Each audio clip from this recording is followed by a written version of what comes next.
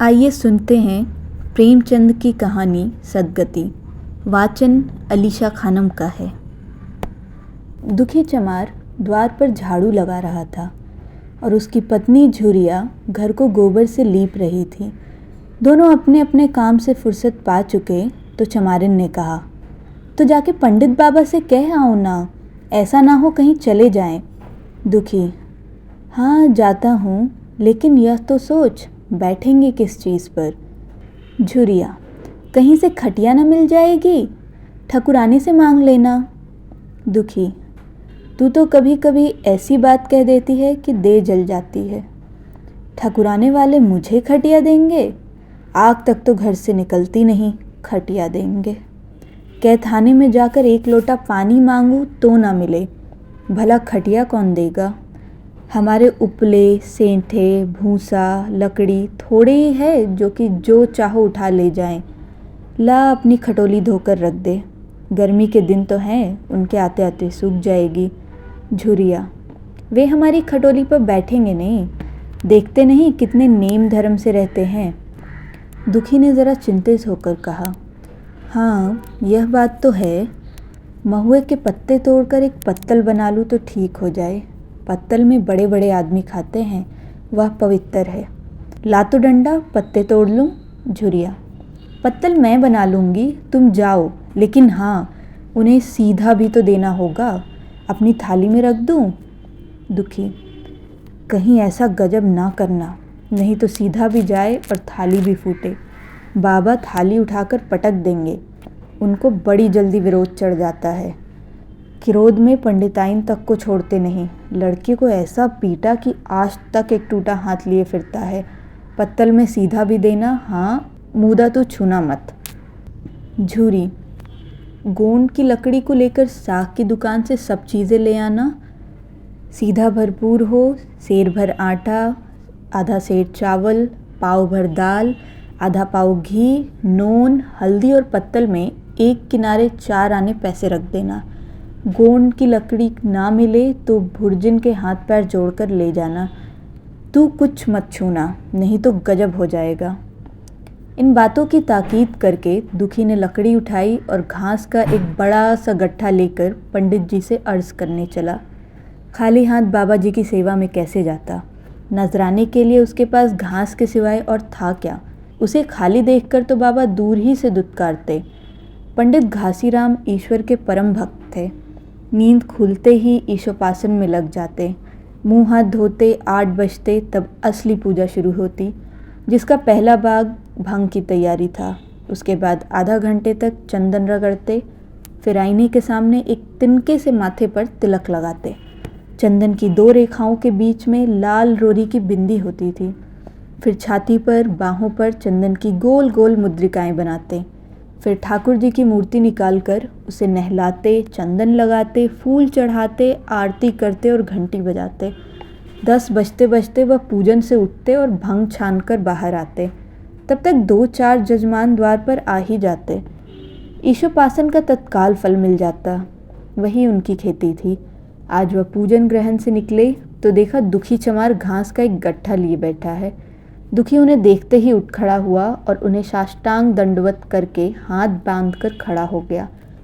यह तेजस्वी मूर्ति देखकर उसका हृदय श्रद्धा से परिपूर्ण हो गया। कितनी दिव्य मूर्ति थी। छोटा सा गोल मटोला आदमी, चिकना सिर, फूले गाल, ब्रह्म तेज से प्रदीप्त आँखें, रोरी और चंदन देवताओं की प्रतिभा प्रदान कर रही थी। दुखी को देखकर श्रीमुख से बोले, आज कैसे चला रे दुखिया। दुखी ने सिर झुकाकर कहा, बिटिया की सगाई कर रहा हूँ महाराज, कुछ साइज सगुन विचारना है, कब मर्जी होगी। घासी, आज मुझे छुट्टी नहीं, हाँ साँझ तक आ जाऊँगा। दुखी, नहीं महाराज, जल्दी मर्जी हो जाए, सब सामान ठीक कर आया हूँ। यह घास कहाँ रख दूँ। घासी, इसे गाय के सामने डाल दे और ज़रा झाड़ू लेकर द्वार तो साफ कर दे। यह बैठक भी कई दिन से लीपी नहीं गई, इसे भी गोबर से लीप दे। तब तक मैं भोजन कर लूँ, फिर ज़रा आराम करके चलूँगा। हाँ ये लकड़ी भी चीर देना, खलिहान में 4 खासी भूसा पड़ा है, उसे भी उठा देना और भूसौली में रख देना। दुखी फौरन हुक्म की तामील करने लगा। द्वार पर झाड़ू लगाई, बैठक को गोबर से लीपा। तब तक 12 बज गए। पंडित जी भोजन करने चले गए। दुखी ने सुबह से कुछ नहीं खाया था। उसे भी ज़ोर की भूख लगी, पर वहाँ खाने को क्या धरा था। घर यहाँ से मील भर था। वह खाने चला गया तो पंडित जी बिगड़ जाएं। बेचारे ने भूख दबाई और लकड़ी फाड़ने लगा। लकड़ी की मोटी सी गांठ थी जिस पर पहले कितने ही भक्तों ने अपना जोर आजमा लिया था। वह उसी दमखम के साथ लोहे से लोहा लेने के लिए तैयार थी। दुखी घास छीलकर बाजार ले जाता था। लकड़ी चीरने का उसे अभ्यास न था। घास उसके खुरपे के सामने सिर झुका देती थी। यहाँ कस कस कर कुल्हाड़ी का भरपूर हाथ लगाता, पर उस गांठ पर निशान तक न पड़ता था। कुल्हाड़ी उचट जाती। पसीने में तर था, हाँफता था, थक कर बैठ जाता था, फिर उठता था। हाथ उठाए ना उठते थे, पाँव काँप रहे थे, कमर न सीधी होती थी, आंखों तले अंधेरा हो रहा था, सिर में चक्कर आ रहे थे, तितलियाँ उड़ रही थी, फिर भी अपना काम किया जाता था। अगर एक चिल्लम तंबाकू पीने को मिल जाती तो शायद कुछ ताकत आती। उसने सोचा, यहाँ चिल्लम और तंबाकू कहाँ मिलेगी? ब्राह्मणों का पूरा है। ब्राह्मण लोग हम नीच जातों की तरह तंबाकू थोड़े ही पीते हैं। सहसा उसे याद आया कि गांव में एक गोंड भी तो रहता है, उसके यहाँ ज़रूर चिल्लम तंबाकू होगी। तुरंत उसके घर दौड़ा। खैर मेहनत सफल हुई। उसने तंबाकू दी और चिल्लम भी दी, पर आग वहाँ ना थी। दुखी ने कहा, आग की चिंता ना करो भाई, मैं जाता हूँ, पंडित जी के घर से आग मांग लूँगा। वहाँ भी तो अभी रसोई बन रही थी। यह कहता हुआ वह दोनों चीज़ें लेकर चला आया और पंडित जी के घर में बरौठे के द्वार पर खड़ा होकर बोला, मालिक, रची के आग मिल जाए तो चिल्लम पी ले। पंडित जी भोजन कर रहे थे। पंडिताइन ने पूछा, यह कौन आदमी आग मांग रहा है? पंडित, अरे वही ससुरा दुखिया चमार है। कहाँ है? थोड़ी सी लकड़ी चीर दे। आग है तो दे दो। पंडिताइन ने भवे चढ़ाकर कहा, तुम्हें तो जैसे पोथी पत्रों के फेर में धर्म खरम किसी बात की सुधि ही नहीं रही। चमार हो, धोबी हो, पासी हो, मुंह उठाए घर में चला आए। हिंदू का घर ना हुआ, कोई सराई हुई। कह दो दाढ़ीदार से चला जाए, नहीं तो इस लुआठे से मुंह झुलस दूंगी। आग मांगने चले हैं। पंडित जी ने उन्हें समझा कर कहा, भीतर आ गया तो क्या हुआ? तुम्हारी कोई चीज़ तो नहीं छुई। धरती पवित्र है। ज़रा सी आग दे क्यों नहीं देती? काम तो हमारा ही कर रहा है। कोई लोनिया यही लकड़ी फाड़ता तो कम से कम 4 आने लेता। पंडिताइन ने गरज कर कहा, वह घर में आया क्यों? पंडित ने हार कर कहा, ससुरे का भाग था और क्या। पंडिताइन, अच्छा, इस वक्त तो आग दिए देती हूँ, लेकिन फिर जो इस तरह घर में आएगा तो उसका मुँह ही जला दूंगी। दुखी के कानों में इन बातों की भनक पड़ रही थी। पछता रहा था, नाहक आया। सच तो कहती हैं, पंडित के घर में चमार कैसे चला आए?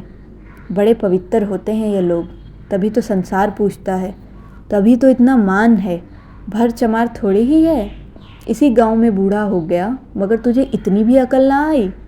इसलिए अब पंडिताइन आग लेकर निकली तो वह मानो स्वर्ग का वरदान पा गया। दोनों हाथ जोड़कर ज़मीन पर माथा टेकता हुआ बोला, पंडिताइन माता, मुझसे बड़ी भूल हुई कि घर में चला आया। चमार की अकल ही तो ठहरी। इतने मूर्ख ना होते तो लात क्यों खाते? पंडिताइन चिमटे से पकड़कर आग लाई थी। 5 हाथ की दूरी से घूंघट की आड़ से दुखी की तरफ आग फेंकी। आग की बड़ी सी चिंगारी दुखी के सिर पर पड़ गई। जल्दी से पीछे हटकर सिर के झोंटे देने लगा। उसने मन में कहा, यह एक पवित्र ब्राह्मण के घर को अपवित्र करने का फल है। भगवान ने कितनी जल्दी फल दे दिया। इसी से तो संसार पंडितों से डरता है और सबके रुपए मारे जाते हैं। ब्राह्मण के रुपए भला कोई मार तो ले, घर भर का सत्यानाश हो जाए। पाँव गलगल कर गिरने लगे। बाहर आकर उसने चिल्लम पी और फिर कुल्हाड़ी लेकर जुट गया। खट खट की आवाज़ें आने लगी। उस पर आग पड़ गई तो पंडिताइन को उस पर कुछ दया आ गई। पंडित जी भोजन करके उठे तो बोली, इस चमरवा को भी कुछ खाने को दे दो, बेचारा कब से काम कर रहा है, भूखा होगा। पंडित जी ने इस प्रस्ताव को व्यवहारिक क्षेत्र से दूर समझकर पूछा, रोटियां हैं? पंडिताइन, 2-4 बच जाएंगी। पंडित, 2-4 रोटियों से क्या होगा? चमार है, कम से कम सेर भर चढ़ा जाएगा। पंडिताइन कानों पर हाथ रखकर बोली, अरे बाप रे, शेर भर, तो फिर रहने दो। पंडित जी ने अब शेर बनकर कहा, कुछ भूसी चोकर हो तो आटे में मिलाकर दे दो लिट्ठा ठोक के, सालों का पेट भर जाएगा। पतली रोटियों से इन चीज़ों का पेट नहीं भरता, इन्हें तो ज्वार का लिट्टा चाहिए। पंडिताइन ने कहा, अब जाने भी दो, धूप में कौन मरे। दुखी ने चिल्लम पीकर फिर कुल्हाड़ी संभाली। दम लेने से ज़रा हाथों में ताकत आ गई थी। कोई आधा घंटे तक फिर कुल्हाड़ी चलाता रहा, फिर बेदम होकर वहीं सर पकड़कर बैठ गया। इतने में वही गोंड आ गया।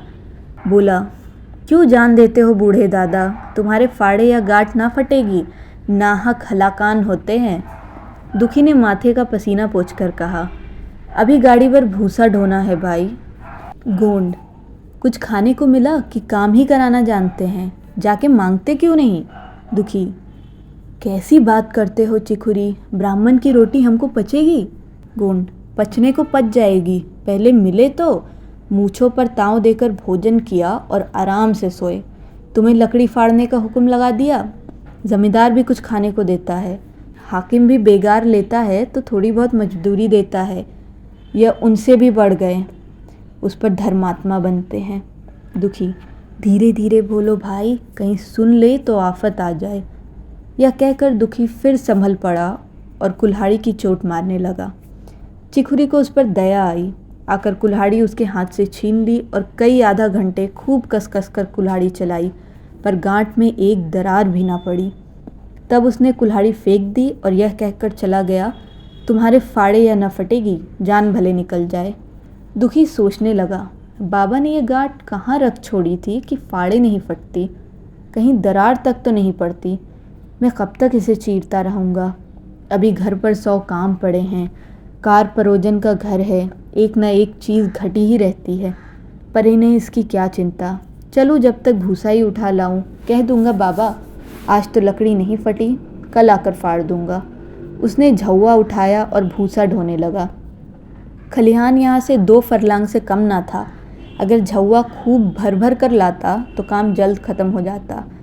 फिर झौवे को उठाता कौन, अकेले भरा हुआ झौवा उससे ना उठ सकता था, इसलिए थोड़ा थोड़ा लाता था। 4 बजे कहीं भूसा ख़त्म हुआ। पंडित जी की नींद भी खुली, मुंह हाथ धोया, पान खाया और बाहर निकले। देखा तो दुखी झौवा सिर पर रखे सो रहा है। ज़ोर से बोले, अरे दुखिया तू सो रहा है, लकड़ी तो अभी जो कि तो पड़ी है, इतनी देर तू करता क्या रहा। मुट्ठी भर भूसा ढोने में संझा कर दी, उस पर सो रहा है। उठा ले कुल्हाड़ी और लकड़ी फाड़ डाल, तुझसे ज़रा सी लकड़ी नहीं फटती, फिर साइड भी वैसी ही निकलेगी। मुझे दोष मत देना, इसी से कहा है कि नीच के घर में खाने को हुआ और उसकी आंख बदली। दुखी ने फिर कुल्हाड़ी उठाई। जो बातें पहले से सोच रखी थी वह सब भूल गई। पेट पीठ में धंसा जाता था। आज सवेरे जलपान तक नहीं किया था, अवकाश ही ना मिला। उठना ही पहाड़ मालूम होता था। जी डूबा जाता था, पर दिल को समझा कर उठा। पंडित है, कहीं साइड ठीक ना विचारे तो फिर सत्यानाशी हो जाए। जभी तो संसार में इतना मान है, साइद का ही तो सब खेल है, जिसे चाहे बिगाड़ दे। पंडित जी गांठ के पास आकर खड़े हो गए और बढ़ावा देने लगे। हाँ, मार कस के और मार कस के, मार अबे ज़ोर से मार, तेरे हाथों में तो दम ही नहीं है। लगा किसके, खड़ा सोचने क्या लगता है, बस फटा ही चाहती है, दे उसी दरार में। दुखी अपने होश में ना था, न जाने कौन सी गुप्त शक्ति उसके हाथों को चला रही थी। वह थकान, भूख, कमजोरी सब मानो भाग गई। उसे अपने बाहुबल पर स्वयं आश्चर्य हो रहा था। एक एक चोट वृज्ज की तरह पड़ती थी। आधा घंटे तक वह इसी उन्माद की दशा में हाथ चलाता रहा, यहाँ तक कि लकड़ी बीच से फट गई और दुखी के हाथ से कुल्हाड़ी छूट कर गिर पड़ी। उसके साथ वह भी चक्कर खाकर गिर पड़ा। भूखा प्यासा थका हुआ शरीर जवाब दे गया। पंडित जी ने पुकारा, उठकर 2-4 और हाथ लगा, पतली पतली चौलियाँ हो जाए। दुखी ना उठा। पंडित जी ने अब उसे दीन करना उचित ना समझा। भीतर जाकर बूटी छानी, शौच गए, स्नान किया और पंडिताई बाना पहनकर बाहर निकले। दुखी अभी तक वहीं पड़ा हुआ था। जोर से पुकारा, अरे क्या पड़े ही रहोगे दुखी, चलो तुम्हारे ही घर चल रहा हूँ, सब सामान ठीक ठीक है ना। दुखी फिर भी ना उठा। अब पंडित जी को कुछ शंका हुई। पास जाकर देखा तो दुखी अकड़ा पड़ा हुआ था। बदहवास होकर भागे और पंडिताइन से बोले, दुखिया तो जैसे मर गया। पंडिताइन हकबका कर बोली, अभी तो वो लकड़ी चीर रहा था ना। पंडित, हाँ, लकड़ी चीरते चीरते मर गया, अब क्या होगा? पंडिताइन ने शांत होकर कहा, होगा क्या, चमरौने में कहला भेजो, मुर्दा उठाकर ले जाएं। एक क्षण में गांव भर में एक बात फैल गई। पूरे में ब्राह्मणों की ही बस्ती थी, केवल एक घर गोंड का था। लोगों ने इधर का रास्ता छोड़ दिया, कुएं का रास्ता उधर ही से था। एक क्षण में गांव भर में खबर हो गई। पूरे में ब्राह्मणों की ही बस्ती थी, केवल एक घर गोंड का था। लोगों ने इधर का रास्ता छोड़ दिया, कुएं का रास्ता उधर ही से था। पानी कैसे भरा जाए? चमार की लाश के पास से होकर पानी भरने कौन जाए? एक बुढ़िया ने पंडित जी से कहा, आप मुर्दा फेंकवाते क्यों नहीं? कोई गांव में पानी पिएगा या नहीं? इधर गोंड ने चमरौने में जाकर सबसे कह दिया, खबरदार मुर्दा उठाने मत जाना, अभी पुलिस की तहकीकात होगी। दिल लगी है कि एक गरीब की जान ले ली। पंडित जी होंगे तो अपने घर के होंगे, लाश उठाओगे तो तुम भी पकड़े जाओगे। इसके बाद ही पंडित जी पहुँचे, पर चमरौने का कोई आदमी लाश उठा लाने को तैयार न हुआ। हाँ, दुखी की स्त्री और कन्या दोनों हाय हाय करती हुई चली और पंडित जी के द्वार पर आकर सिर पीट पीट कर रोने लगी। उनके साथ 10-5 और चमारिनें थीं। कोई रोती थी, कोई समझाती थी, पर एक चमार भी न था। पंडित जी ने चमारों को बहुत धमकाया, समझाया, मिन्नत की, पर चमारों के दिल पर पुलिस का रौब छाया हुआ था। एक भी न मिनका। आखिर निराश होकर लौट आए। आधी रात तक रोना पीटना जारी रहा। देवताओं का सोना मुश्किल हो गया, पर लाश उठाने कोई चमार न आया। और ब्राह्मण चमार की लाश कैसे उठाता भला? ऐसा किसी शास्त्र पुराण में लिखा है? कहीं कोई दिखा दे। पंडिताइन ने झुझला कर कहा, इन डायनों ने तो खोपड़ी चाट डाली, सभी का गला भी नहीं पकता। पंडित ने कहा, रोने दो चुड़ैलों को, कब तक रोएंगी? जीता था तो कोई बात न पूछता था, मर गया तो कोलाहल मचाने के लिए सबकी सब आ पहुंची। पंडिताइन, चमार का रोना मनहूस है। पंडित, हाँ, बहुत मनहूस। पंडिताइन, अभी से दुर्गंध उठने लगी। पंडित, चमार था ससुरा की नहीं, साद असाद किसी का विचार है इन सबों को? पंडिताइन, इन सबों को घिन भी नहीं लगती। पंडित, भ्रष्ट है सब। रात तो किसी तरह कटी, मगर सवेरे भी कोई चमार न आया। चमारिनें भी रो रो कर चली गई। दुर्गंध कुछ कुछ फैलने लगी। पंडित जी ने एक रस्सी निकाली, उसका फंदा बनाकर मुर्दे के पैर में डाला और फंदे को खींचकर कस दिया। अभी कुछ धुंधलका था। पंडित जी ने रस्सी पकड़कर लाश को घसीटना शुरू किया और गांव के बाहर घसीट कर ले गए। वहाँ से आकर तुरंत स्नान किया, दुर्गा पाठ पढ़ा और घर में गंगा जल छिड़का। उधर दुखी की लाश को खेत में गीदड़ और गिद्ध, कुत्ते और कौवे नोच रहे थे। यही जीवन पर्यंत की भक्ति, सेवा और निष्ठा का पुरस्कार था।